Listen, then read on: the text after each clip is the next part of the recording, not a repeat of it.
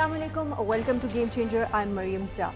Millions of Americans are heading to the polls on November 5 to decide who will lead their country in the next 4 years. The question remains, will it be the first female president of America, or it will be a second Donald Trump's presidency? When we talk about this year's, of course, this term around US elections, when we talk about swing states, although over 72 million ballots have already been cast, but still the competition is neck to neck. In today's program, we will be talking about what are the issues on which, of course, the voters are going to be deciding among these both candidates. We know that when we talk about these elections, of course, young generation, especially millennials and Gen Z, are going to be playing a significant role, especially when we talk about issues like economy and global affairs around the world, especially the conflicts that are taking place in Middle East and Ukraine crisis as well. In today's program, we will be talking about what are the issues that voters are going to be, of course, considering when they are going to be heading towards elections, and what are its ramifications not only on America but on global affairs around the world. To discuss this and more, we are joined in the studios by Mr. Ahsan Hamid, Durrani, who is analyst. Welcome to the program. We're also joined by Mr. Sheharyar, who is analyst. Welcome to the program. And we're joined online by Mr. Faiz Rehman, who is joining us from United States. Welcome to the program. Mr. Faiz, let me start with you, since you are sitting in United States. When we talk about the key issues this time around, in your opinion, what are the voters considering when they're going to be casting their ballots? And also we know that 72 million voters, American voters, have already casted their votes. Yes. Thank you very much, Maryam. First of all, it's good to be on your show again. And actually, I'm sitting right next to the White House. I'm in the DC area and watching this race very closely. So yeah, I mean, the focus of the voters being primarily local issues, economy being the one on top, where a lot of people is still hurting because of the heightened inflation, high mortgages, interest rates are almost highest in the last 20 years. And then immigration is, of course, is one issue which Mr. Trump is capitalizing on. So these are some of the top issues that the voters are paying attention to. But of course, there is a big number of voters in this country taking part, a lot of them for the first time, who have immigrated to this country. And their issues not just totally relate to their local conditions, but also what's happening back home. One such community is, of course, Pakistani American community. For them, not only the issues which are of concern to them locally about their well-being, their children's well-being, education, healthcare, their mortgages, their jobs, they also worry about situation back home. So I mean, this is a big mix of bags, so to speak. Like you just can't pinpoint one single issue which is the most important issue.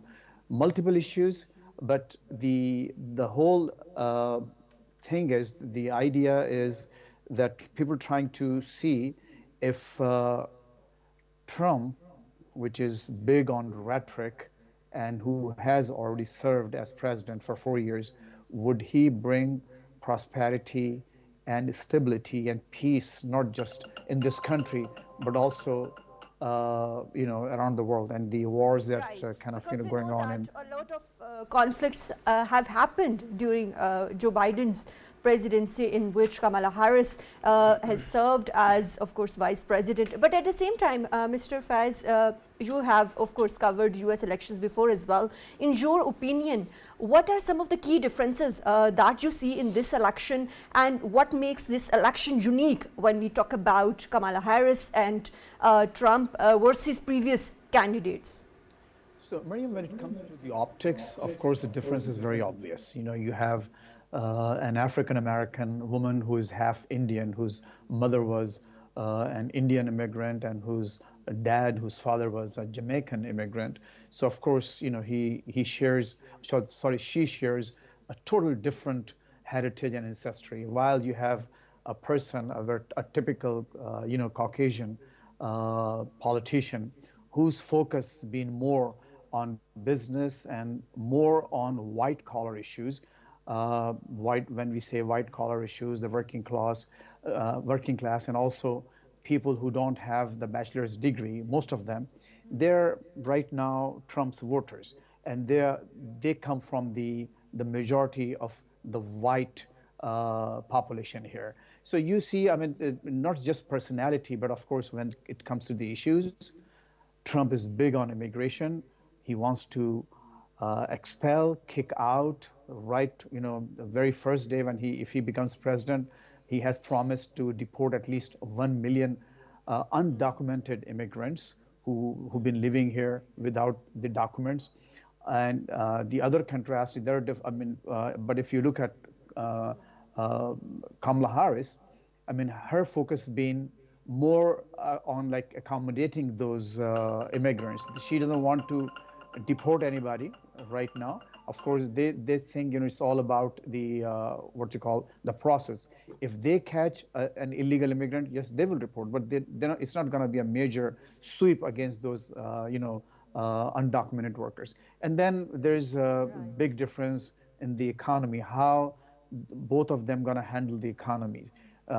Trump has been very vocal about tariffs on China.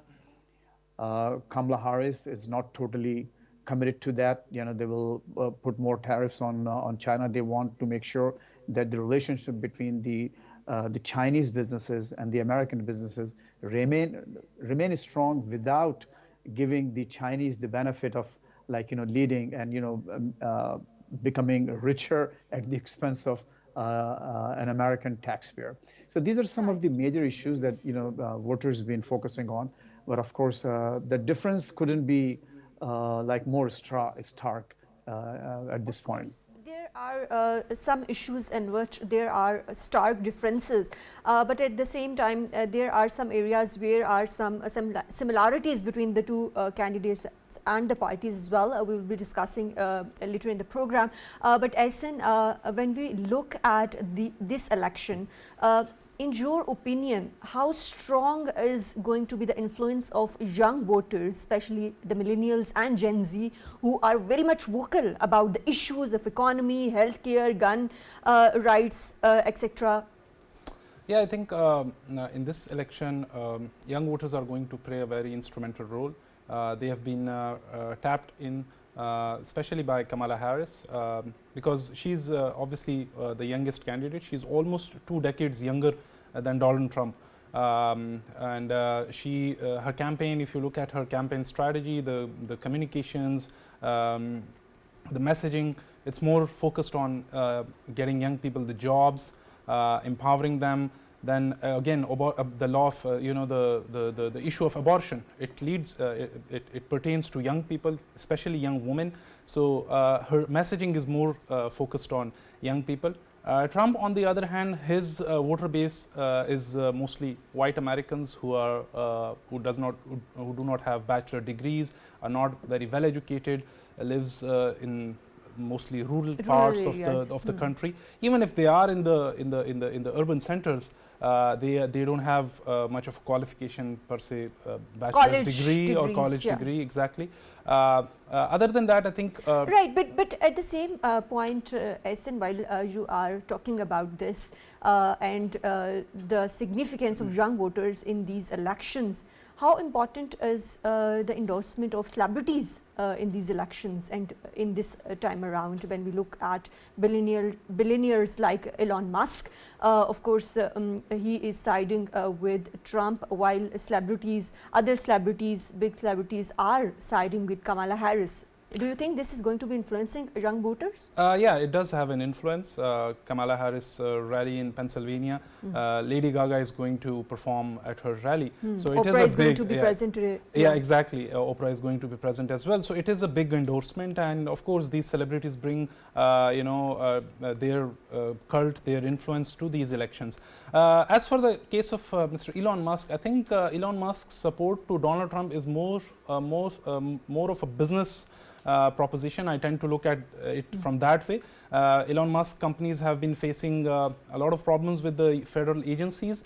His company Tesla, for example, has been in trouble with the National Highway and Transportation Agency for self-driving ideas, and how they have not been able to incorporate the safety features into that. Then his company SpaceX, which does contracts with NASA. It's the biggest contractor by NASA. It is in trouble with the National Labor Organization for firing employees without due diligence. Other than that, Mr. Elon Musk is looking for big tax breaks from Trump, and previous Trump administration, we have seen that Trump has his economic policies have benefited billionaires, and this is what Mr. Elon Musk is banking on. Other than that, Mr. Elon Musk has some ideological inclination towards Trump as well. He has been when we talk about right wing as well. Right wing, yeah. That takes me to my next question, which is to Sheharyar. Sheharyar, what are the implications of Trump's promise of a radical right wing makeover when he comes into the White House? So Maryam, this is like probably the first time in the US history that the elections are so polarized, and the whole election environment is like very volatile these days.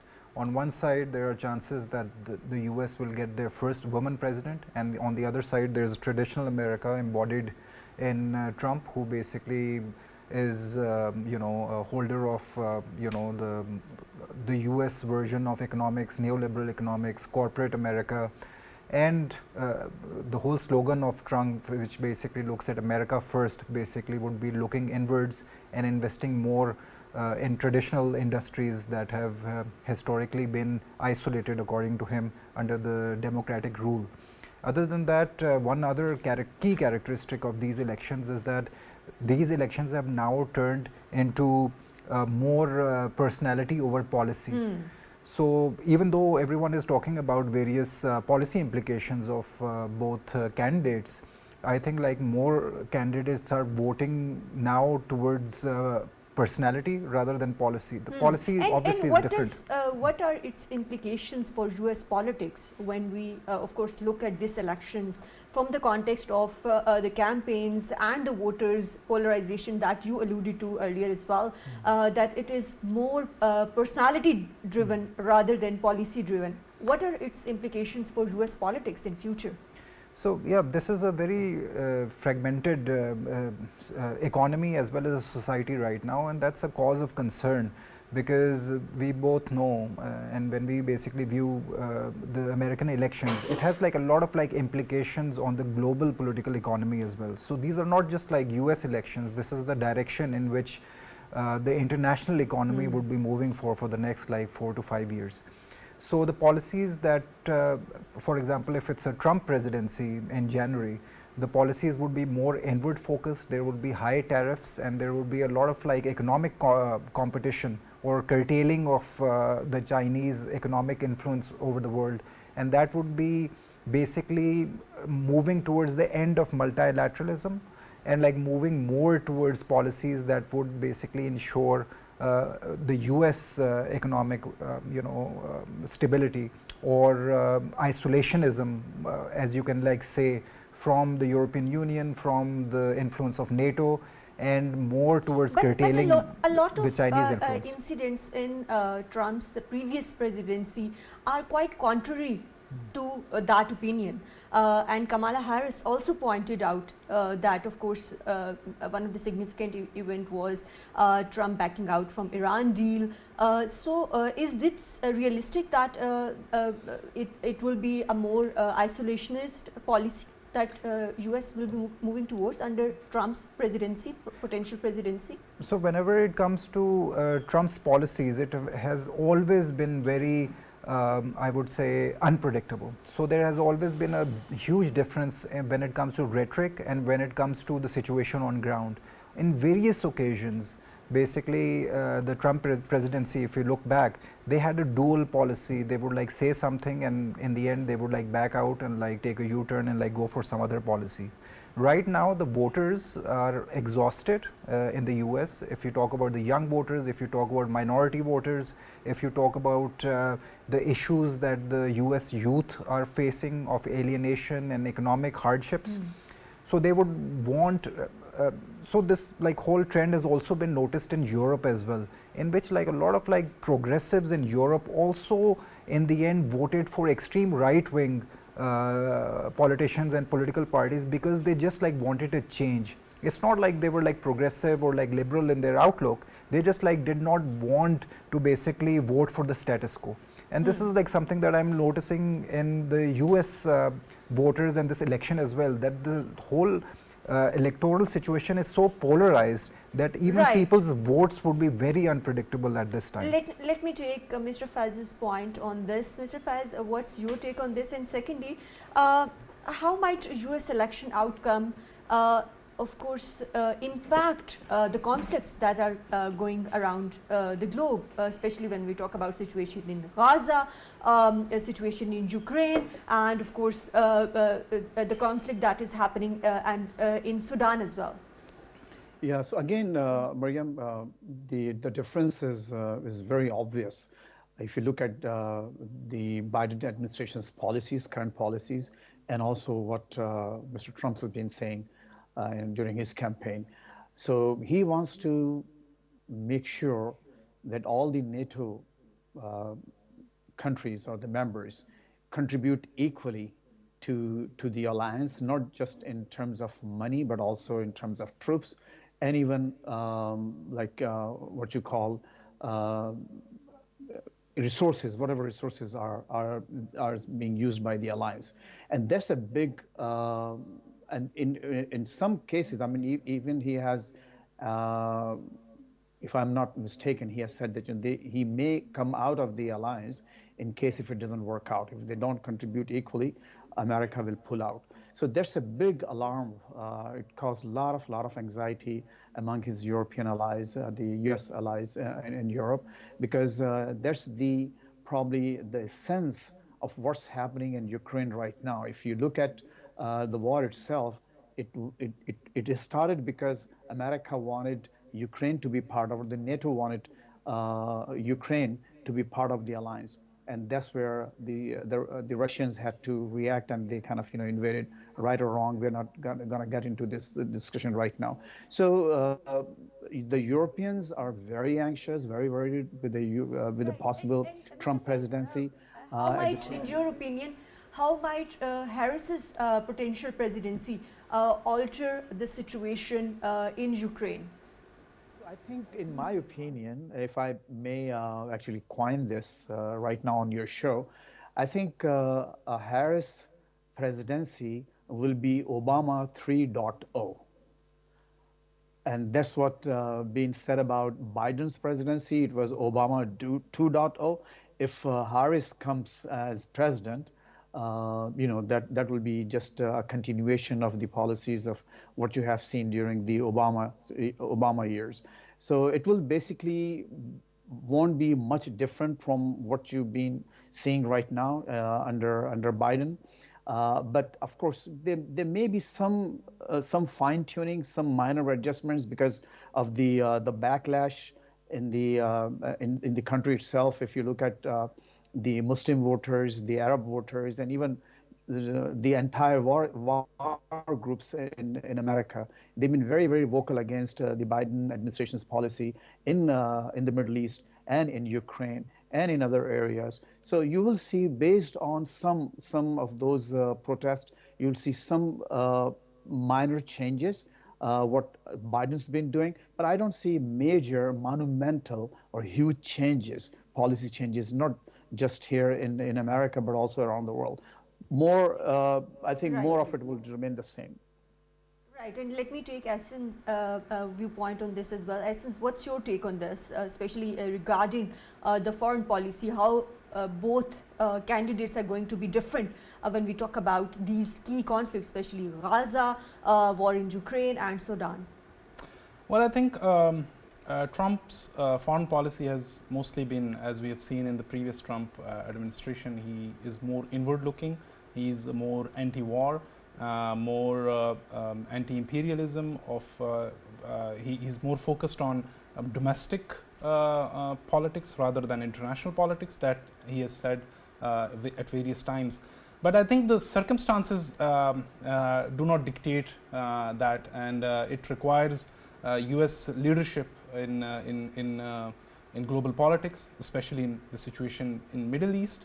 With the war in Gaza going on, I think as much as Trump would want to, refrain from or keeps his hands off from the situation, it's not possible because the U.S. is entangled in this situation.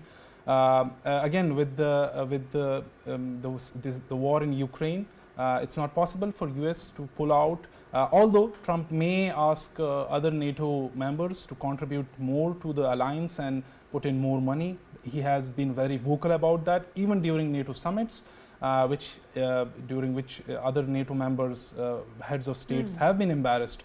But he's not shy of reiterating his stance on this issue. So that may be the case, but I don't think so that any significant policy shift would occur. Let me remind you that in U.S. In U.S. politics, pulling out alliances for a president is not easy. It's not, he cannot sanction that. It's the Congress that can ratify an alliance if a U.S. enters an alliance, or if the U.S. wants to leave an alliance.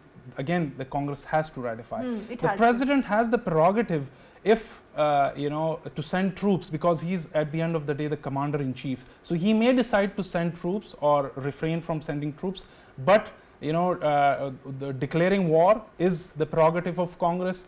Entering an alliance is the prerogative of the Congress. So it's not that simple. The U.S. president has to go through a lot of, in U.S. system there are a lot of check and balances that he has to go through. And that takes me to my next question, that is to Mr. Faiz. Mr. Faiz, when we look at, of course, these elections, of course, the race is pretty close this time around. And if there is electoral college tie, what is going to be happening?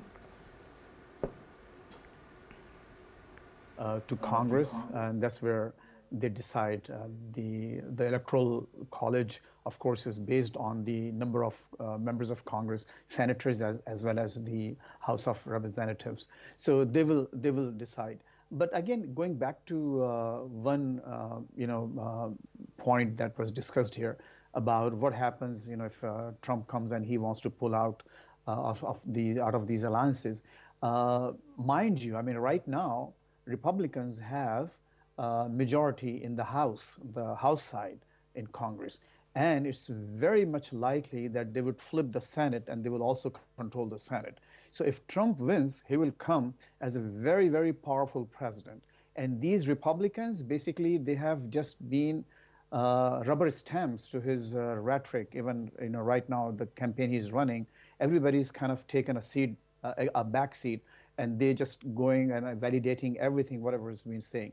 So if he wins, he will win with the Congress on his side. Probably, I'm talking about maybe more than 65 to 70 senators. Right now, there are at least 10 Senate seats which are in the play.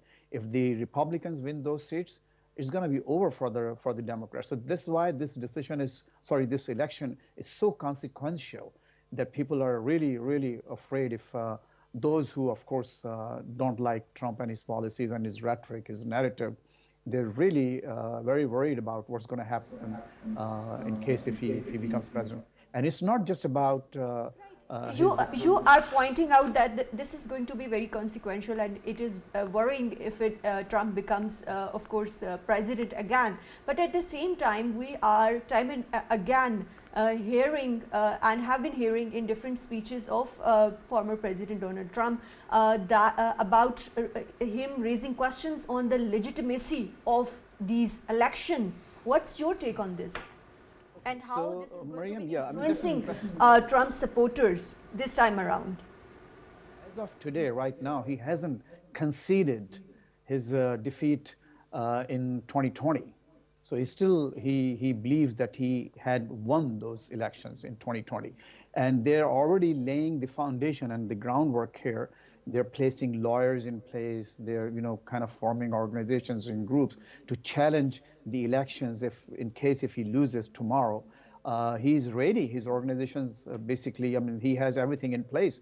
And I don't think he's going to concede. He's not going to call Kamala Harris tomorrow night saying, thank you and congratulations. It was good to see you, and it was good to, be your opponent in this election. He's not going to give that call. And on the top of it, one very interesting point is, Maryam, we need to know that it's an existential election for him because he's fighting for his own survival. He's a convict. He has been convicted on 34 serious federal charges. If he loses this election, he would probably be sentenced either late this month or next month to a prison term. Or if he wins this election, of course, that sentencing would be postponed until after he's out of the office. So it's not just about his agenda of looking inward and for America first and all these nice things that he's been saying about his vote bank. It's also about his own personal survival as a convict, as a felon, and this is somehow a very unique feature of the U.S. politics, U.S. system, that a convict can run Kind of from. unprecedented, Mr. Faiz, when we talk about, of course, U.S. Candidates, about the felony. But at the same time, you mentioned about, of course, the integrity of elections and question marks raised by Donald Trump in the past as well. How do you think this is going to be shaping voters, of course, perception of these elections this time around? And what is going to be the outcome in that regard, in your opinion?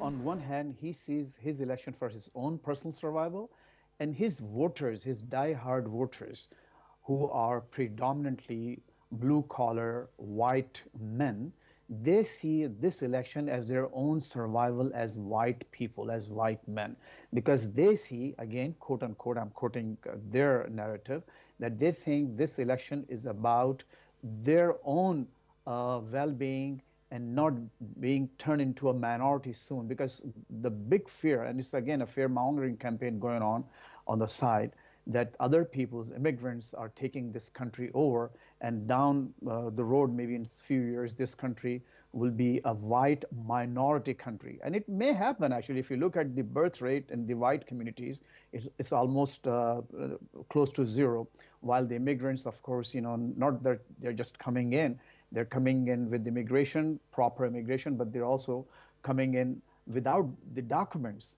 And not just you're talking about like Mexicans or neighboring countries. There are a huge number of Indians and Chinese crossing borders through Mexico just to be in this country. So, and there are like about 22 million illegal immigrants in this country. So there are lots of points for a common white male to be worried about, because they, quote unquote, they're using this term, it's a very loaded term, that they don't want to be replaced. That means they don't want to be replaced by the other minorities. And this also be used against the religious minorities, including the Muslims. So minorities will be a big target if Mr. Trump comes back as president, and immigration will slow down. In his last presidency, Pakistan lost 15. I mean, the visas basically I think it was like 15 to 20% fewer visas, student visas, immigration visas, and all the other contours of our relationship with this country were into the play. Everything was kind of slow. By design, it slowed down. because they would see this as an opportunity to make sure that all the resources, people here, they don't come here, they don't utilize the American resource. I mean, it's their statement, not of course, that's not a reality. Those immigrants who, if there are like 22 million undocumented workers here, they're doing something in this country. They're contributing to this economy, and 22 million is a lot of huge numbers. So how can you just kick them out and make sure the economy works as good as it has been for a few years? So yes, the voter. 61%, different polls suggest that 61% of the voters will be taking, of course, immigration as a top priority when they are going to be choosing one candidate on November 5. Do you think that is true? And what are going to be outcomes for American society in the long term? If the Republicans are successful in bringing out all of their voters, if every voter comes out and votes for Trump, I think Trump is probably going to be the next president, because what you call the election, the race is so close, literally neck and neck, not proverbially. So he will win. Period. But the good thing is, the election is down to the wire to basically just two states, Pennsylvania and Michigan. In Michigan, there's quite a few numbers, not huge, but quite a few voters are Arabs and Muslims. If they turn against Kamala Harris and against the Biden administration, and if they vote to either vote for Trump or either to if their vote is for the third party candidate, which is the Green Party. By the way, a lot of American Muslim groups have endorsed that third party candidate, Jill Stein. She's running as a president of from the Green Party platform, and her running mate for VP is an African American, is a Black American Muslim. So a lot of Muslim voters are also voting for the third party. If that happens in a big number, that means the Kamala Harris campaign would be the net loser. All those votes will basically cost her lots of big numbers, and Trump would be the net winner of those not the voters but the numbers, because the numbers will favor him greatly. So it's very interesting. Right, and it's very interesting to see that in many decades we are witnessing this kind of elections that is head to head. But Ahsan, coming back to you, we discussed about foreign policy earlier, but how do you think that Kamala's or Trump's presidency means for Pakistan and US relations? I think that's a very interesting question. And many political pundits or foreign policy pundits have been keenly watching these elections and predicting how it would bode for Pakistan. I think if you look at US foreign policy, especially their Indo-Pacific strategy, so Pakistan has been losing its relevance steadily in US foreign policy because of US containment of China vis-a-vis India, and the US strategic partnership with India through different alliances such as Quad, their bilateral strategic agreements. So I mean, more focus has been on India in US on foreign policy. But I mean, personalities do dictate some aspects of foreign policy. Harris presidency would be more so continuation of what Biden foreign policy has been, which has been a cold shoulder to Pakistan. We have seen that US bilateral aid has been reduced for Pakistan. Although US is the largest export hub for Pakistan, if Trump comes, and Trump has promised some tariffs on Chinese imports. If that is extended to Pakistan, it may affect our trade as well. But I don't see that it happening, I mean, likely. His trade war is mostly focused with China. So that can be one aspect of it, the trade aspect. Other than that, I think with Trump, his focus is more on economics and trade. Harris may be more focused on human rights, freedom of speech issues in Pakistan, and we can see some, some engagement with Pakistan on that issues, maybe some cold shoulder as well.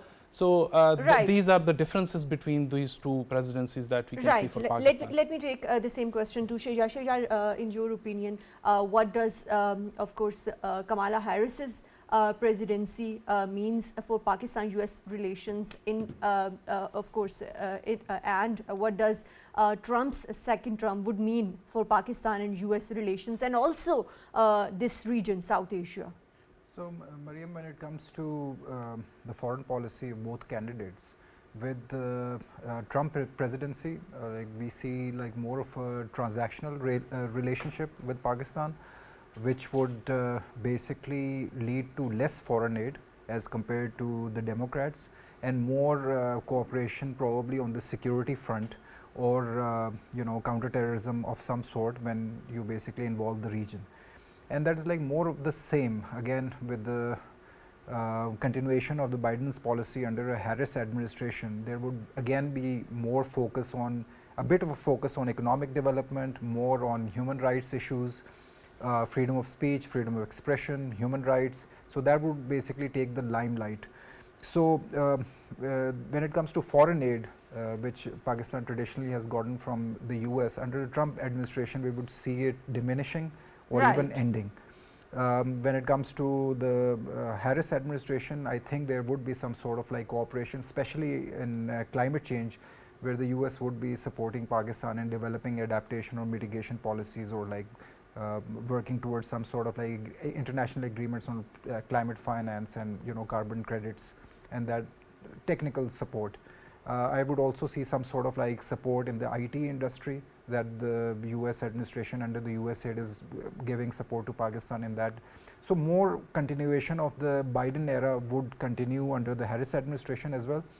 Under the Trump administration, it's like still very, I would say like more of a pullback and lesser aid, and like more cooperation probably in the regional front in terms of like security, in terms of like nuclear safety and security, and a bit more tilt towards India, as it would be supported more by both administrations. Let me take the last few words from Mr. Faiz. Mr. Faiz, of course, since you are sitting in a position where you can tell us about the environment there, first, what's your prediction about who is going to be winning this race? And also, given the close race, could a candidate potentially win a popular vote but lose the election, as we witnessed back in 2016 and before as well?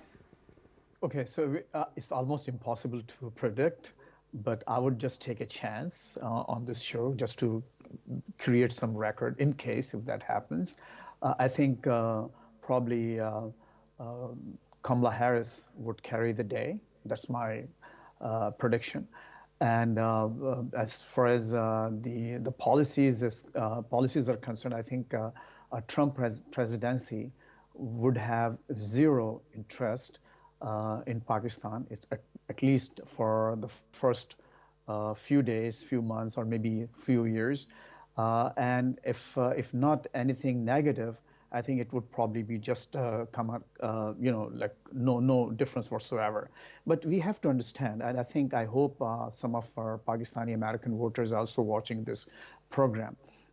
This is important to know that right now America is involved, the Biden administration, even though you see a lot of cold shoulder on the top, but on the ground, Americans are very involved, very engaged. We have lots of students, lots of journalists coming here regularly to this country. There are engagements through USAID. There are some other programs. So and you see the support for the IMF program, the World Bank.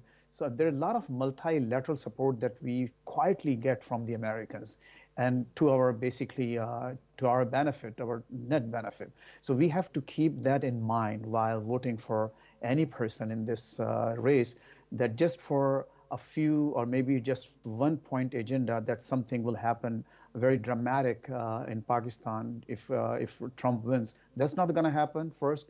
And if anything happens, that will basically impact negatively not just the Pakistani American, the Muslim American community in this country, but also Pakistan. So if people who are really concerned about the well-being of their motherland, they should, I'm not suggesting who they should vote, but they should keep some of these points, some of his previous record in mind while voting, and don't just go totally by his That have to be the last word, Mr. Faiz Rehman, and I thank all three of my panelists for joining us on today's program. Of course, we are going to be witnessing closely as Americans are going to be voting and electing their next president, because this is going to be consequential not for only for US but for the world's economy and conflicts around the world. That's all from Game Changer tonight. Take care. Allah Hafiz.